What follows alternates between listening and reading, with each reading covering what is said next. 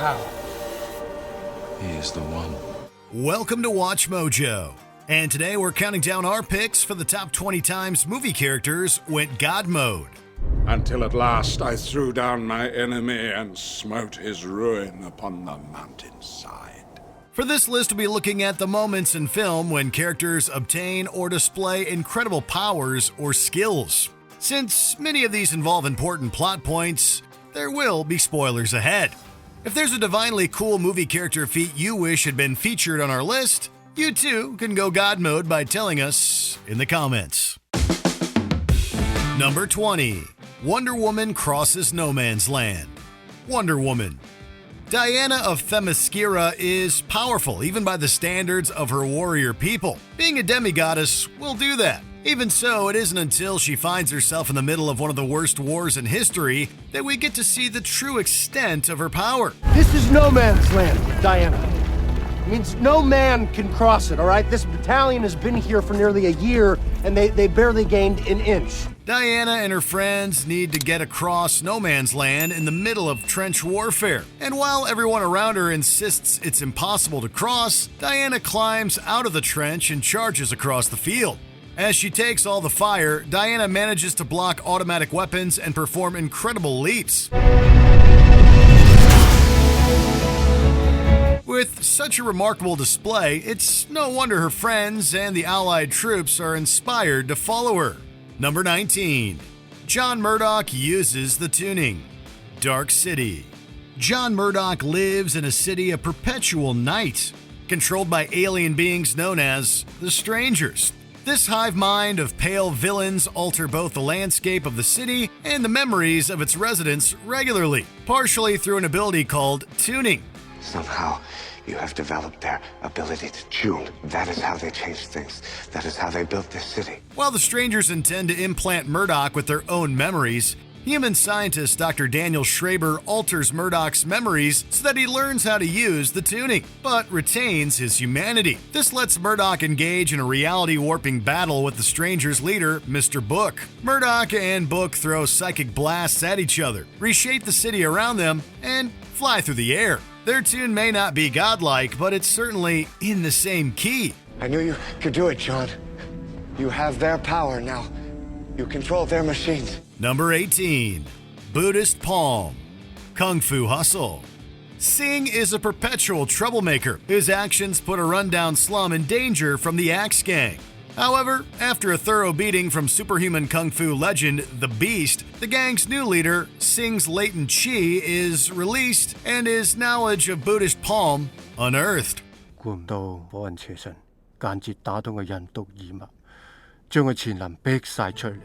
Singh then proceeds to beat up the entirety of the Axe Gang, cartoonishly crushing their toes and knocking them into the sky with abandon. He's then challenged by the Beast, whose frog-like fighting style and appearance sends Singh flying into the sky. However, Singh uses the ultimate Buddhist palm technique and flattens the Beast, and shows him he still has much to learn. Singh's effortless fighting style and massive hand shockwaves are downright heavenly.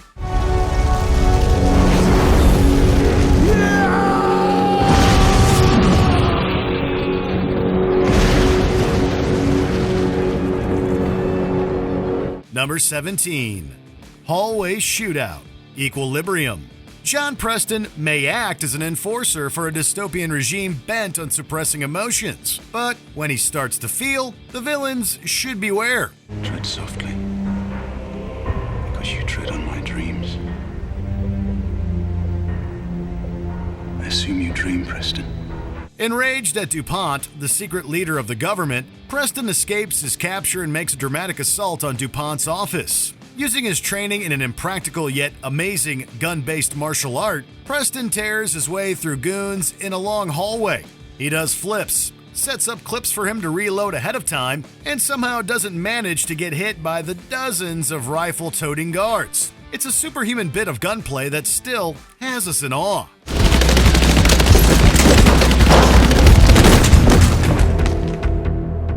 Number 16. Thor, God of Thunder. Thor Ragnarok. Thor faces a lot of challenges in his third solo movie, but easily the biggest is his sister Hela, the goddess of death. No one's going anywhere.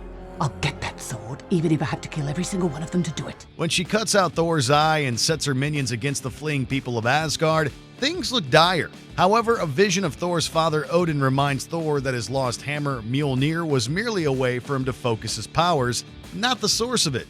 That hammer was to help you control your power, to focus it. It's never your source of strength. He descends from the sky in a bolt of lightning, fighting through waves of Hela's soldiers. They don't stand a chance against the God of Thunder.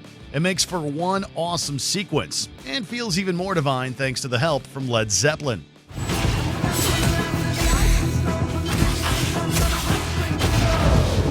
Number 15, 100%, Lucy.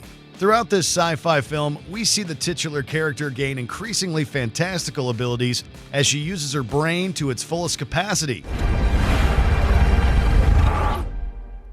It's not a scientifically accurate premise, but it makes for a thrilling movie. Once Lucy closes in on 100%, she gains the ability to travel through space and time. Her abilities include being able to pause, rewind, and accelerate time as if the world was just a movie. Her journey takes her back to the beginning of human life and planet Earth.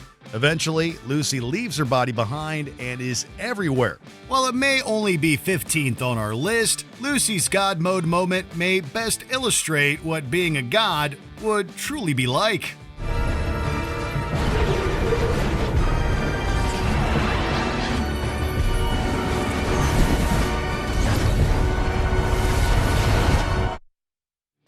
Number 14. Star-Lord uses his celestial powers. Guardians of the Galaxy Volume 2. Peter Quill's reunion with his father starts off well, albeit in a weird way. His dad, Ego, is a celestial, a godlike alien being the size of a planet after all. Everything is me. But revelations about Ego's plan to expand his influence across the galaxy, as well as the fact that he killed Peter's mother, sour things between them significantly. No, all right. I know that sounds bad. While his friends work to set a bomb that will kill Ego, Quill awakens his own celestial abilities to distract them. You shouldn't have killed my mom and squished my Walkman. Their clash sees the two using their abilities to literally reshape the world around them in powerful and occasionally funny ways.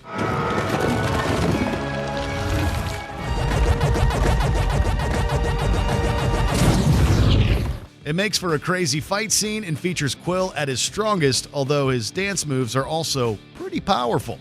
Drax thinks you're not a dancer. If you ever tell anyone about this, I will kill you. Number 13. Fight with 10 black belts. Ip Man. For most of his eponymous film, martial arts master Ip Man displays calm restraint in his fights, but he holds nothing back when he learns that his friend has been killed after a match with the occupying Japanese to obtain a bag of rice. Challenging 10 black belts at once, Ip Man brutally defeats them all. Ip's rage is palpable throughout the scene as he effortlessly handles master fighters, breaking limbs and pummeling them all into submission. Breathtaking, heartbreaking, and terrifying all at once, Ip Man may not have any special powers, but that only makes this fight even more phenomenal. Moto.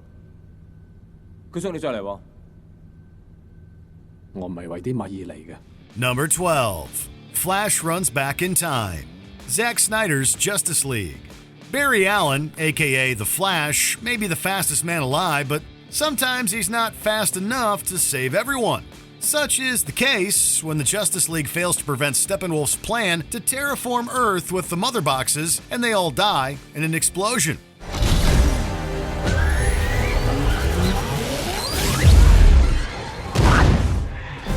Or so it would seem. As the shockwave approaches him, Barry enters the Speed Force. This allows him to run faster than light, effectively turning back time, as his footsteps effectively create a new future as he runs to the past. By supercharging Cyborg, Flash helps prevent the explosion, saving the Justice League and the world. And when you're powerful enough to save heroes of their caliber, that's quite impressive. Your kid was one of them, Dad. One of the best of the best. Number 11. Darth Vader's Rampage. Rogue One. a Star Wars story. The Rebels' daring raid to acquire the plans to the Death Star cost many lives, including all the main protagonists of the film. The Force is with me, and I'm one with the Force. But at least once the plans are in the hands of the Rebels, the danger is over, right? Wrong.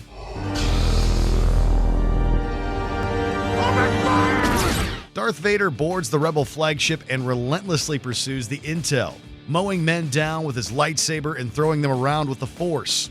This incredible scene was actually conceptualized late and added as part of reshoots. And thank goodness.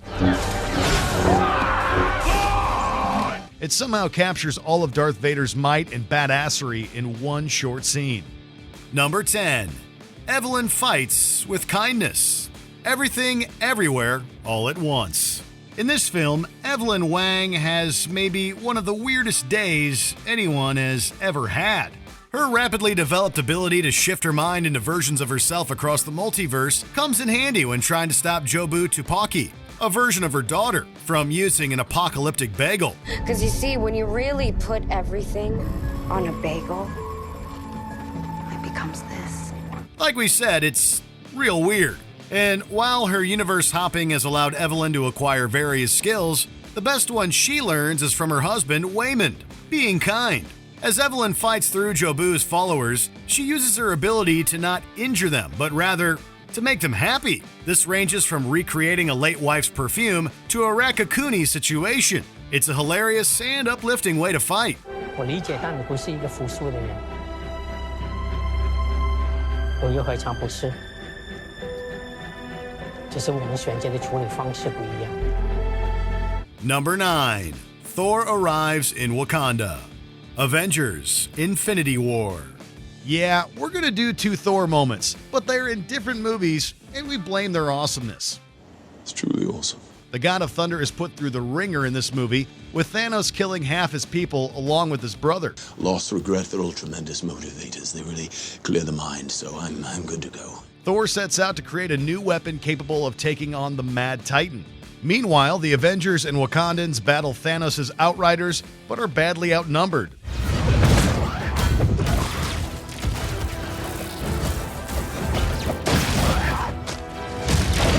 Just as they are overwhelmed, Thor arrives like a boss, with Rocket and Groot in tow. He uses his new axe, Stormbreaker, to decimate Thanos' forces, turning the tide of the battle. Bring me Thanos! This is Thor in his prime. It honestly feels like he can accomplish anything in this moment. Number 8. Harry kills everyone at the church. Kingsman: The Secret Service. The first Kingsman film illustrates early on that secret agent Harry Hart can handle himself.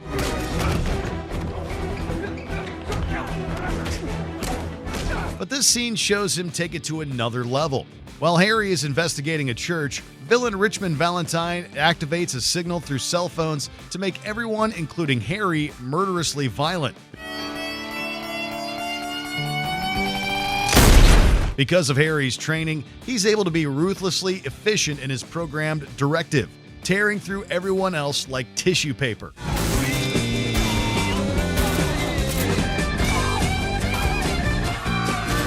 When he runs out of bullets, well, he improvises. The free-flowing, brutal action combined with the killer sounds of Lynyrd Skynyrd make for a great combo and a fight scene that's not soon forgotten.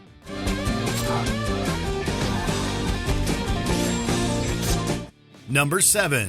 The Bride vs. the Crazy 88. Kill Bill Volume 1.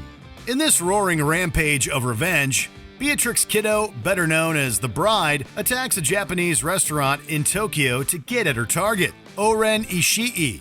When the final sword was sheathed, it was Oren Ishii and her powerful posse, the Crazy 88, that proved the victor.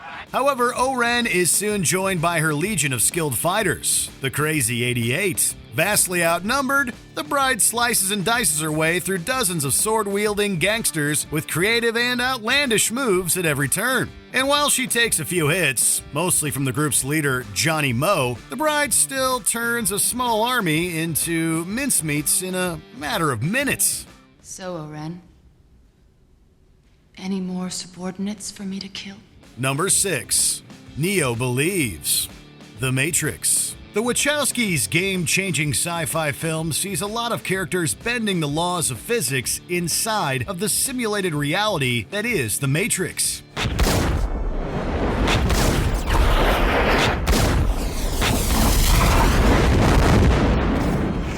However, things get epic when the protagonist Neo finally breaks them.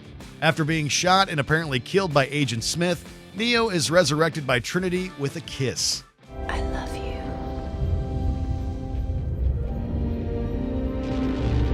The hero then stands back up and doesn't dodge the bullet the agent shoots at him, because he doesn't have to. Neo at last believes what Morpheus and Trinity believed all along. He is the One. How? He is the One. Watching Agent Smith, who had previously been so unstoppable, get thoroughly handled and then blown up by Neo is incredibly satisfying. Within the Matrix, Neo might as well be a god.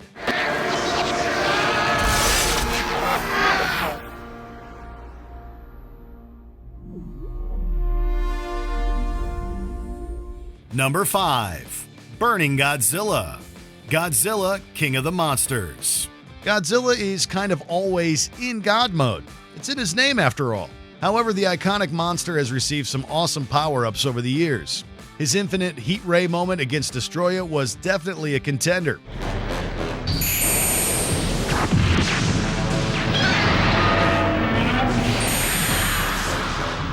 But we elected a more recent moment. While battling Ghidorah in Boston, Godzilla is already building towards a meltdown with a buildup of radiation.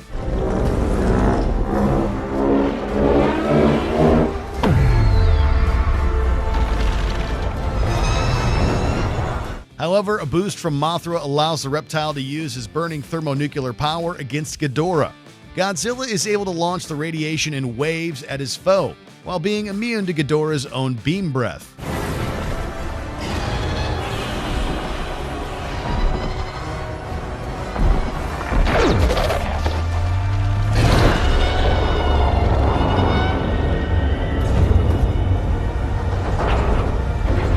After he killed his opponent in such a flashy way, it's no wonder the other Titans bow to him.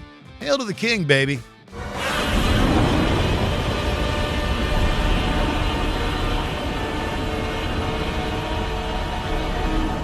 Number 4. Gandalf versus the Balrog. The Lord of the Rings trilogy. The Lord of the Rings films have had so many epic moments we could have chosen. And while Legolas taking down a squad of Haradrim is super cool, that still only counts as one. This one battle counts for many. Gandalf the Wizard holds back the Balrog in the mines of Moria, with only his staff and his sword. While their encounter on the bridge is legendary enough, their battle doesn't end there. Gandalf fights Durin's Bane all the way down for days on end. All the way up the mountains again. The Balrog should have known not to mess with the servants of the secret fire. You shall not pass! Number 3. The Guardians hold the Power Stone. Guardians of the Galaxy. Turns out using his latent god powers wasn't even the most power Star-Lord ever wielded. The finale of the first Guardians film sees Peter Quill distracting the villain Ronan with a would-be dance-off long enough for his friends to separate the Kree warlord from the Power Stone, one of the Infinity Stones. What are you doing? I'm distracting you, you big turd blossom. Quill leaps to catch it, but soon regrets it, since it proves extremely potent, flaking away parts of his body. But as Ronan gloats, Quill's friends hold on to him, spreading the power between them. As it stabilizes, the newly minted Guardians of the Galaxy use the energy to vaporize Ronan and save the galaxy. We're the Guardians of the Galaxy.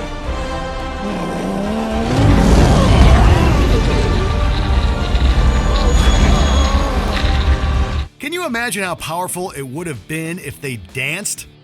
Number 2. Cap wields Mjolnir. Avengers Endgame. Whosoever holds this hammer, if he be worthy, shall possess the power of Thor. Fans had long suspected that Steve Rogers, Captain America himself, would be able to wield Thor's hammer. So when Thanos is about to kill Thor during the final battle and Mjolnir flies through the air back into Cap's hand, We all lost our minds.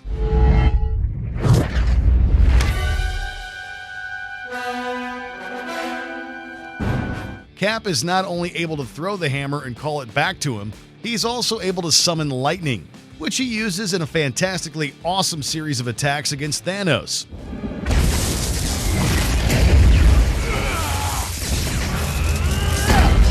This is Steve Rogers, the formerly skinny kid from Brooklyn, wielding the power of a god. Before we continue, be sure to subscribe to our channel and ring the bell to get notified about our latest videos. You have the option to be notified for occasional videos or all of them. If you're on your phone, make sure you go into your settings and switch on notifications. Number 1. I Am Iron Man. Avengers Endgame. We don't usually do multiple entries from one film, but come on. This movie is so epic, and there are so many moments to choose from, like Wanda's revenge on Thanos. You took everything from me. I don't even know who you are. You will. Iron Man's final stand sees him use sleight of hand and nanites to steal the Infinity Stones from Thanos. He then uses the stones, at the cost of his life, to defeat Thanos and his armies. And sure, technically when Thanos snaps, it's more powerful, since he dusts half the universe. You should have gone for the head. But while we're tempted to choose that moment instead, ultimately Tony Stark's iconic final act felt more worthy of celebration. He looks cooler doing it for one. Plus Thanos is already practically a demigod, while Tony is just a man, Iron Man. And I am Iron Man. Did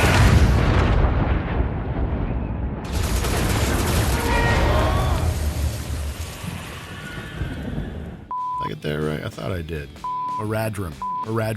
And while Legolas taking down a squad of Haradrim. And while Legolas taking down a squad of Haradrim is super cool, that still only counts as one.